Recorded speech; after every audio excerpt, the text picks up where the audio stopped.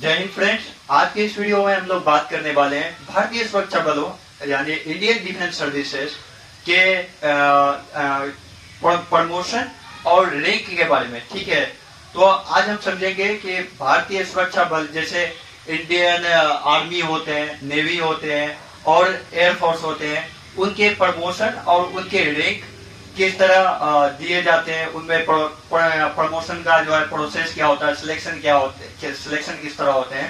तो आइए जानते हैं। तो फर्स्ट ऑफ ऑल हम लोग जानते हैं कि भारतीय इंडियन डिफेंस सर्विसेज में तीन टाइप होते हैं, जैसे आर्मी होता है, नेवी होता है, एयरफोर्स होता है। ठीक है, तो हम लोग तो पहले किस तरह सेलेक्ट होकर आते हैं, जिस तरह पहले लेफ्टिनेंट, जिसे हम लोग लेफ्टिनेंट के भाषा में जानते हैं, हमारे देशज लैंग्वेज में आप लेफ्टिनेंट बोलते हैं, मगर इनका प्रोनाउंसिएशन जो है ना ल्यूटिनेंट होता है। तो first of all lieutenant as per on selection होता है, ल्यूटिनेंट बनाया जाता है। उसके बाद क्या बनते हैं हम लोग, कैप्टन।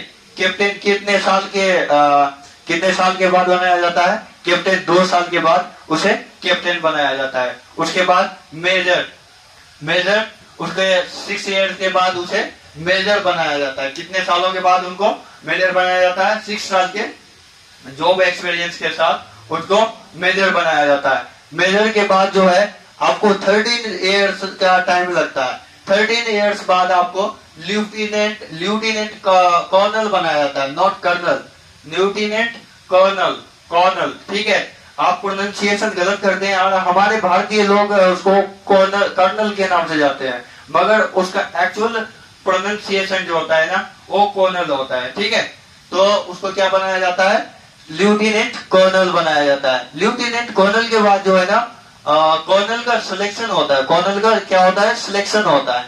सिलेक्शन के बाद जो है ना सिलेक्शन में आपको एग्जाम देना पड़ता है।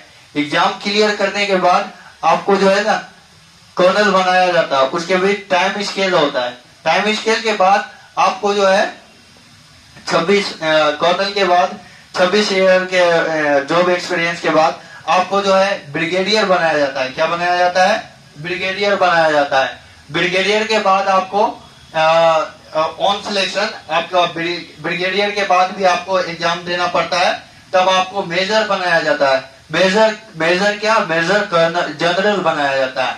मेजर जनरल के बाद आपको क्या बनाया जाता है, ल्यूटिनेंट जनरल बनाया जाता है। ल्यूटिनेंट जनरल भी आपका ऑन सिलेक्शन होता है। आप एग्जाम पास करिएगा तब आपको ल्यूटिनेंट जनरल बनाया जाएगा। ल्यूटिनेंट के जनरल के बाद आखिरी जो प्रमोशन होता है, लास्ट प्रमोशन, जिससे आप रिटायर्ड होते हैं। ठीक है, और आर्मी का जो है सबसे लास्ट प्रमोशन होता है, सबसे ऊपरा पद होता है, वो जनरल का होता है। किस चीज का होता है, जनरल का होता है। वो हमेशा आप याद रखिएगा।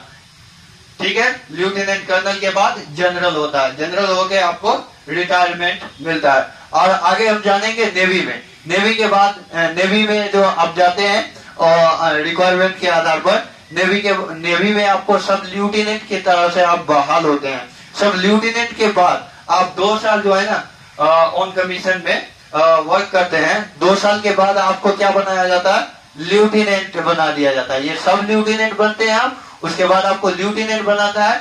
उसके बाद आप जो है 6 ईयर के जॉब एक्सपीरियंस के साथ आपको क्या बनाया जाता है, लेफ्टिनेंट कमांडर बनाया जाता है। क्या बनाया जाता है, 6 साल के जॉब एक्सपीरियंस के साथ आपको लेफ्टिनेंट कमांडर बनाया जाता है। लेफ्टिनेंट कमांडर के बाद आपको क्या बनाया जाता है, कमांडर बनाया जाता है। वो कितने साल के बाद, जब आप 13 साल का जॉब एक्सपीरियंस हो जाता है किस चीज में, नेवी में, तब आपको क्या बनाया जाता है, कमांडर बनाया जाता है नेवी में। उसके बाद आपका एक सिलेक्शन प्रोसेस होता है जिसमें आपको एग्जाम से होकर गुजरना पड़ता है। ठीक है, आपका जब सिलेक्शन प्रोसेस होगा तब आपको कैप्टन के लिए आप 26 ऑन सिलेक्शन में आप जो है कैप्टन का यहाँ पे सिलेक्शन होगा। ठीक है, तब आप जो है कैप्टन बनेंगे। उसके बाद कैप्टन का जो है टाइम स्केल होता है 26 ईयर। ठीक है, उसके बाद आपको एग्जाम देके आपको क्या बनाया जाता है, कमांडोर बनाया जाता है। क्या बनाया जाता है, इसमें नेवी में कमांडोर बनाया जाता है। कमांडोर के बाद आपको क्या होगा, फिर से एग्जाम देना पड़ेगा। वो एग्जाम देने के बाद आप क्या बनते हैं, रियर एडमिरल। क्या बनाया जाता है, आपको रियर एडमिरल बनाया जाता है। ठीक है, उसके बाद आपको क्या बनाया जाता है, नेवी में वाइस एडमिरल। इसी तरह लास्ट आखिरी पद जो होता है, सबसे ऊंचा पद होता है एडमिरल का होता है। किसमें? नेवी में होता है। जो आपका लास्ट आखिरी पद होता है, जो सर्वश्रेष्ठ पद होता है नेवी में, क्या होता है? वो एडमिरल का होता है। और आर्मी में किसका होता है? जनरल का होता है। और उसी तरह एयरफोर्स में किसका होता है?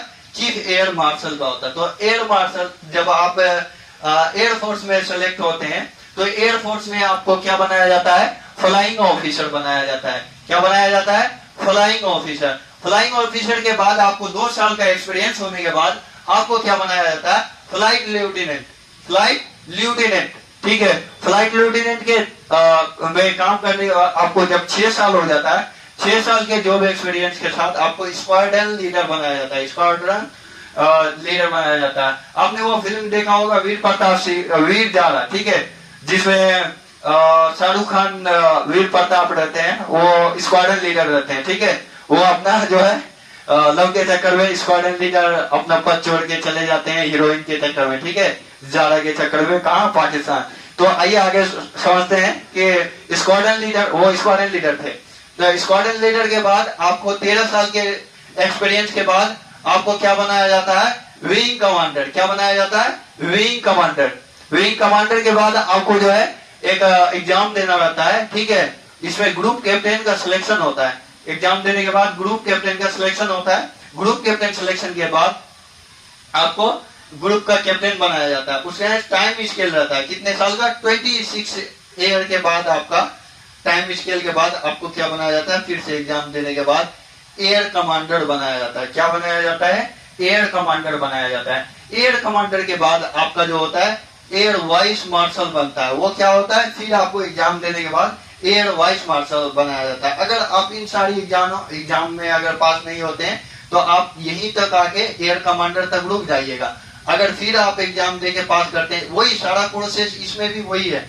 अगर आप कैप्टन बन जाते हैं, कैप्टन के बाद कमांडर का जो है ना आप एग्जाम नहीं निकाल पाते हैं, या कमांडर के बाद आप कैप्टन का जो सिलेक्शन होता है, टाइम स्केल होता है कैप्टन का यहाँ पे, ठीक है, रियर एडमिरल। अगर आप कमांडर बन जाते हैं तो आप रियर एडमिरल में एग्जाम दिया जाता है ऑन सिलेक्शन, ठीक है। अगर वो आप नहीं निकाल पाते हैं तो आप रियर कमांडर पे ही रुक जाते हैं। अगर आप रियर एडमिरल के बाद अगर ये वाइस एडमिरल का नहीं निकाल पाते तो आप रियर एडमिरल के ही पद पर रह जाते हैं और वहां पे ही कार्यरत रहते हैं।